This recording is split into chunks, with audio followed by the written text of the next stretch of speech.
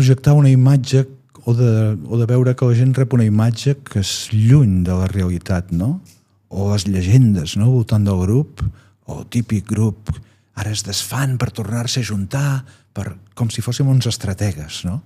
I que haguéssim començat ja 40 anys amb una estratègia feta, escrita, i res més lluny d'això, no?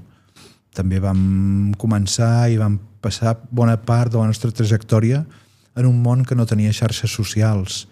Per tant, quan ens vam separar el 2001, és això, hi ha gent que pensa, es van separar per tornar-se a juntar i fer 3 Sant Jordis. Doncs no, ens vam separar perquè estava morint un dels membres de la nostra banda, perquè 2 mesos abans de la seva mort va morir el seu germà, que també tenia un vincle molt gran amb la banda i amb el Zumpapa també, perquè el Cuco, el baixista, estava amb un càncer que li està passant factura ara, perquè jo em vaig marxar de Girona després d'una separació dura a nivell de parella. Vull dir que hi havia molts motius.